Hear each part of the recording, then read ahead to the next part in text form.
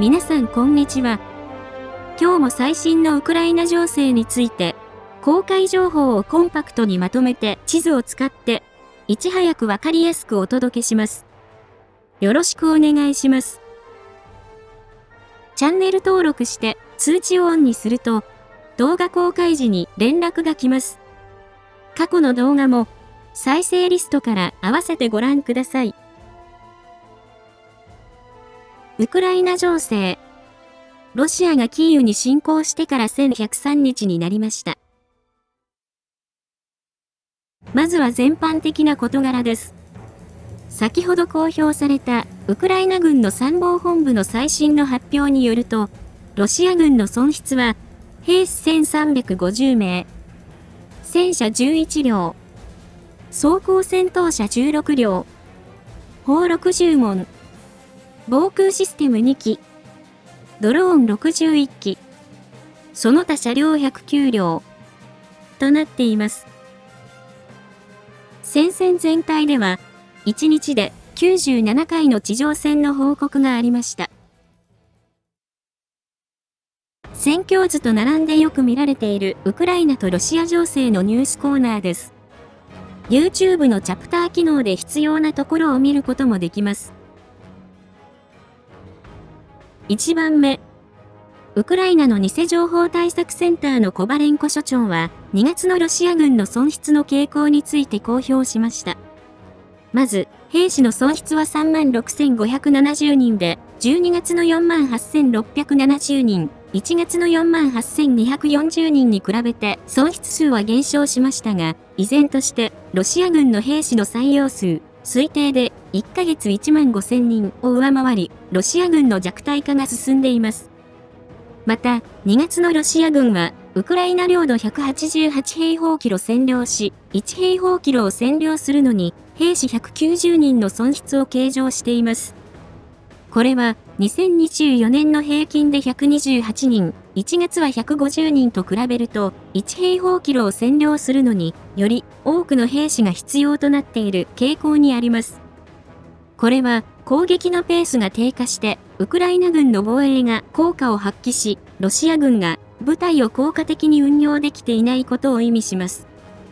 また、砲の損失は1415と高水準が続き、ロシア軍は火力支援が不足し、ウクライナ軍の砲兵システムよりも、射程と精度の両方で打ち負けていることを意味します。最後に、車両の損失は3472台で記録を更新しました。ロシア軍は、装甲車両が絶対的に不足し、攻撃作戦に民間車両やバギー、オートバイなどを投入せざるを得ないことがわかります。ちなみに、この中には、馬やロバは入っていません。コバレンコ氏は、ロシア軍の能力は、月を追うごとに悪化し、ロシア軍の非軍事化と非ナチ化は、計画通りに進んでいると結論付けました。2番目。ホワイトハウスで口論となった歴史的事件について、あらかじめアメリカ側がゼレンスキー大統領を挑発したと信じるに足りる証拠がいくつか出てきました。ゼレンスキー大統領は第二次世界大戦でチャーチル首相が作業着姿で登場していた時のように危機や抵抗の象徴として三つ股槍のマークのついたシャツを着ていますが、ホワイトハウスではこれに目をつけ、ゼレンスキー大統領に心理的な圧力をかけたと考えられます。まず、ゼレンスキー大統領が車から降りると、トランプ大統領は、早速、今日は着飾っているね、と皮肉を込めて話しかけたところから始まりました。次に、会見場ではアメリカの極右メディアと言われるケーブルテレビ記者が、なぜスーツを着ないのですかと質問を投げかけました。この記者は、ワクチンの偽情報や陰謀論を主張し、ウクライナ支援法案に常に反対票を投じ、ユニークな言動で知られる上院議員のマジョリー・テイラー・グリーンと親交があることで知られています。ホワイトハウスは、世界的ネットワークの AP 通信の記者を排除し、代わりに熱狂的なトランプ支持のケーブルテレビ局に記者席を割り当てたとのことです。BBC の記者によると、この質問は、ゼレンスキー大統領を怒らせるため、事前に計画された挑発だった可能性があると指摘しています。その後、トランプ大統領がゼレンスキー大統領に今日は着飾っている。すごく着こなしていると思うよ、と皮肉めいた冗談を言い、さらに精神的に追い詰めた可能性があります。そのようなことも影響してか、会談の結果は前代未聞の決裂という結果に終わりました。3番目。イギリス、フランスは、ウクライナの和平計画を新たに作成し、アメリカに提示するための作業を開始しました。ガーディアンは、イギリス、フランス、その他2カ国が、新たな和平案の作成について、ウクライナと協力すると伝え、それは、一時的な停止でなく、有志国のウクライナ派兵を含む長期的な和平案になるとのことです。これは、トランプ大統領が、ウクライナは戦争を望んでいると発言することに対応したものと考えられます。それでは、各地域の戦況です。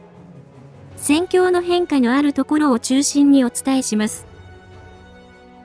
その変化は大画面でフルスクリーン表示にしていただくと、街並みや日付とともに追いかけることができます。説明にあたり、過去に海外で起きた事件を参考に、ルジアンやルシアン軍など、YouTube 用に最適化した表現を使用しています。北東部クルスク、ハルキウ方面。ルシアン軍が奪還作戦を行っているクルスクとハルキウ方面の戦況についてお伝えします。クルスク方面。作戦に影響を与えるクルスクの天気は曇り。最高気温1度、最低気温-1度。今日の天気予報も曇りとなっています。この方面で、ルジアンは、スジャの補給線の遮断を目標に攻撃を仕掛け、16回攻撃を行い、31回の空爆を実施しました。1番目。国境に面したウクライナ領のジュラフカでは、位置情報付きの映像によると、ルジアンが国境を突破して、機動力を生かした攻撃を行い、ウクライナ軍がドローンで追いかけています。ご覧いただいているのは、ウクライナ軍の第67機械化旅団の撮影したもので、地図の場所の様子を観察しているところとなっています。この攻撃は撃退され、今のところ、戦況時に変更はありません。2番目。マラヤロクニャ方面のノバヤソロチナでは、位置情報付きの映像によると、ルジアンが2方向から攻撃を行いました。攻撃は北に加えて西からの攻撃もあり、ウクライナ軍は後退せざるを得なかったようです。ウクライナ軍は高速道路の東側とスタラヤソロチナの新たな防衛線に入りました。ご覧いただいているのは、ルジアン側の撮影したもので、集落北の地図の家の様子となっています。戦況図では、集落の中心部付近までルジアンが占領したとして更新しました。面積は4平方キロになります。それ以外は、ルシアン軍の攻撃は成果がなく、戦況図に影響のある情報はありませんでした。ハルキウ方面。この方面で、ウクライナ軍から地上戦の報告はなく、戦況図にも変更はありません。北東部ルハンスク州方面。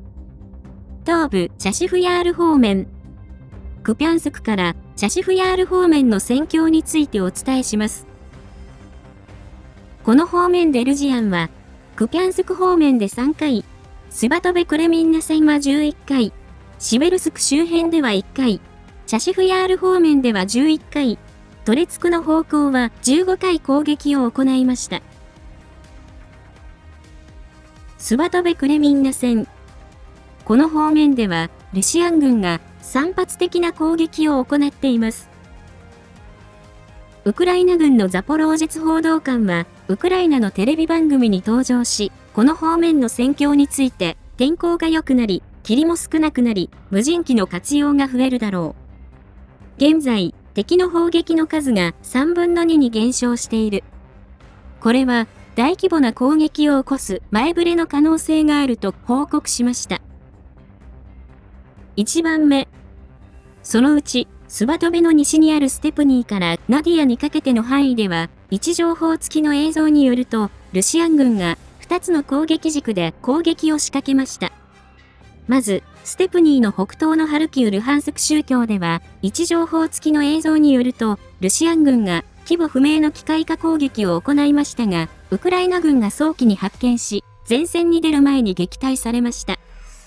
ご覧いただいているのは、ウクライナ軍の第3突撃旅団のもので、地図の付近の様子となっています。この攻撃は撃退され、戦況図に変更はありません。2番目。一方、ナディアでは、ルジアンの歩兵が前進し、集落に取り付きました。こちらも、ウクライナ軍の第3突撃旅団のもので、集落の北に取り付いたルジアンたちを観察して、時々温めている様子の一部となっています。これらの攻撃は、ウクライナ軍の戦力を分散させるために連動して行われた可能性があり、戦況図では、この場所まで、ウクライナ軍の奪還地を縮小させ、係争地に更新しました。シベルスク周辺。ビロホリフカでは、1週間前に、ルジアンが2カ所で突破を図り、集落に数多くの旗を立てたことをお伝えしましたが、その後、複数の情報を総合すると、双方が攻撃を行い、前進しました。まず、ウクライナ軍は、集落の西側でドローンを使った掃討作戦を行い、ルジアンを排除して奪還しました。一方、反対に、鉱山の南ではルジアンが占領しました。戦況図でもそのように更新しました。トレツク方面。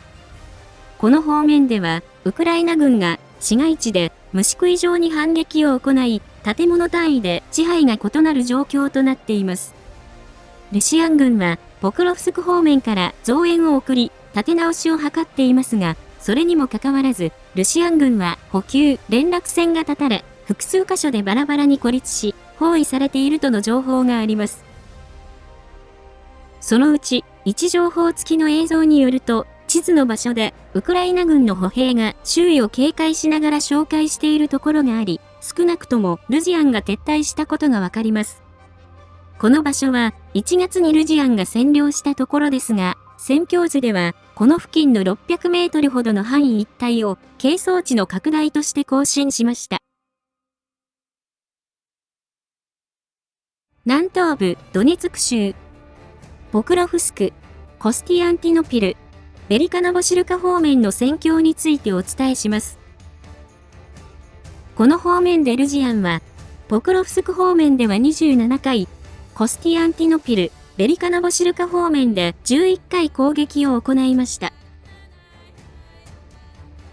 ポクロフスク方面。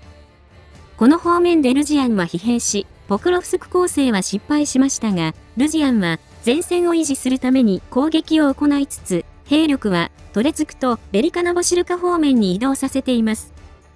一方、ウクライナ軍が局所的な反撃に転じています。1番目。ポクロフスク西のピシチャネでは、複数の情報を総合すると、ルジアンが再占領を狙い攻撃を仕掛けています。ウクライナ軍がドローンで前進を阻止していますが、ルシアン軍はそれ以上の兵力を投入し前進しています。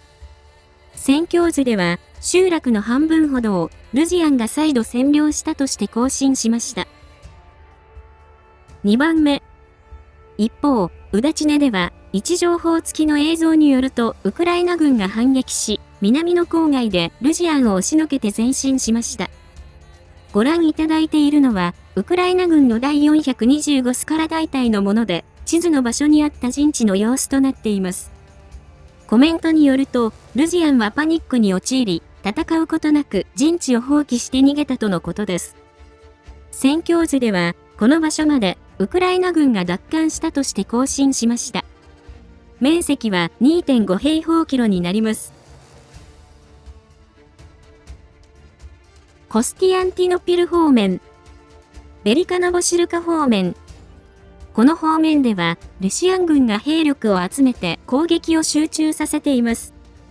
ウクライナ軍の軍事評価員によると、この方面のルシアン軍は最大5万人の兵士、630両の装甲車両、360門の砲、85両の多連装ロケット、7機前後のミサイル発射装置があると見積もっています。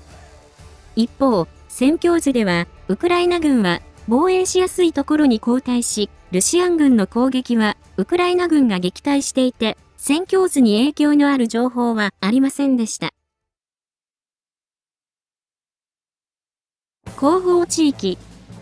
今日もウクライナ軍のドローンによる戦略爆撃が行われました。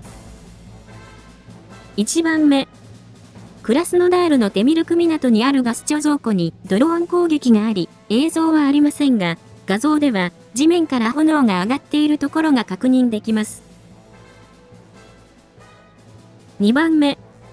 ウクライナ国境から1500キロ以上離れたウファの石油精製所に午前2時38分頃ドローン攻撃があり、火災が広がっている情報があります。